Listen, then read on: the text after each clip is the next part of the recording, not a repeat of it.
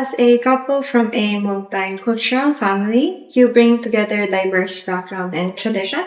So can you share some of unique challenges you face in blending in your different cultures? This is a nice question because we are still figuring it out sometimes. Yes. For me, I didn't travel as Annabelle, so I just stay in Europe. When I went to Hong Kong, was cultural shock a little bit, For example, very, very banal stuff. When we eat in Italy, you don't make sound. Making sound is a sign of disrespect and not education. If you do Hong Kong, every sound imaginable in the world is in the people eating. And then people fart, they fart easily. It's not a problem. The driver, I remember the bus driver go fart completely. Normally, and nobody cares. This is crazy, And, she doesn't fart. Don't worry. There are many differences in how you live life. And, but in terms of between us, maybe, communication is one of the stuff. For example, as Westerner, we say no. If we don't agree, say, I don't agree with this. I don't like this. But, Asians, usually, Asian is a big concept. Right? So many of the Asian countries, so they don't say no. No is a confrontation. It's like an attack. When I say no, she would get offended.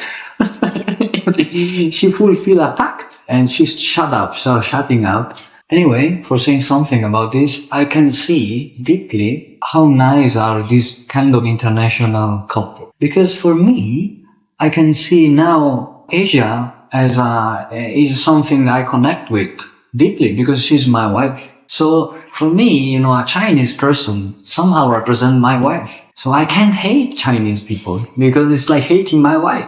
I can't Asian. And I can see many, many stuff that is not Asia. East is better than West and West is better than East. Everyone thinks that he is the best. East think, West are corrupt, but we have traditions in ages and da. And West say, East are not developed, we are the philosopher, we have many, all like that, all conflict. But the real thing is that when we combine this is amazing. It's exactly the yin and yang, is the East and West coming together. And I can see little by little with my wife, I'm learning, I'm fascinated about Chinese culture. I'm fascinated about the tradition, for example, they have for ancestor.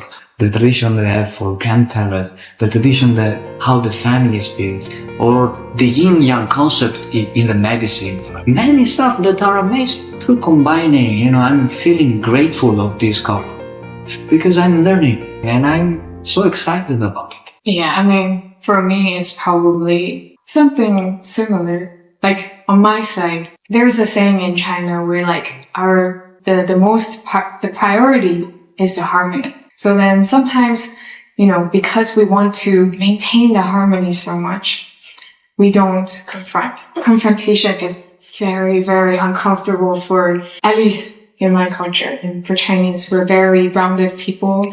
We try to not offend anyone. And then we try to also talk in a way where people can understand our intention, but at the same time don't get offended, because it's very important for us to keep this harmonious relationship. So then we think, conflict is the main thing that set people apart, which, sometimes it's true and sometimes it's not. And that's what I really realized, my communication with him is, it has been a conflict too, where he is saying, this is what I don't like. This is, I don't agree with it. And then I just completely shut up and I don't respond because I don't want to fight with him, because I feel like fighting means that this will hurt our relationship. But actually, I learned that for me to keep silent is a way to protect him, so I don't attack or I don't hurt him. But to him, my silence is an attack. To him, if I don't respond, it means I'm not taking him seriously, or I'm not really, expressing my viewpoint for him to understand what I'm thinking. So then this really makes me think again, there's always a need of balancing the culture of keeping harmony, but at the same time, really trying to solve the conflict and differences through direct communication. This is one of the things that we're still working on, but also at the same time, when I really try to, I've been to Europe. I have also many friends from the Western world, America, Europeans.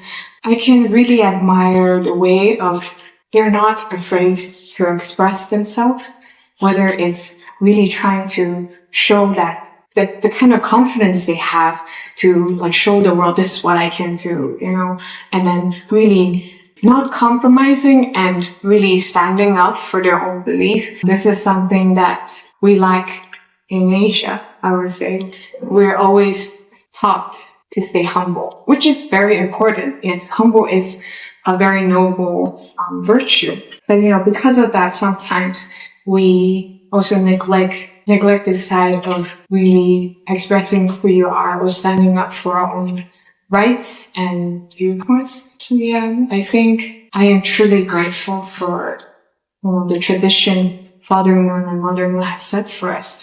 They really have a big mindset of bringing people from different nations together, because only it's within the family you can love, your family members who are different. Only through our union, love the people who are so-called more aggressive and more direct. I can really try to understand oh wow, this is how they express themselves. This is how they are. This is how he was raised. And it really expands my heart and teaches me how to substantially love the unlovable parts that I feel when I feel my limitations. But this is how I think how we can grow and break through.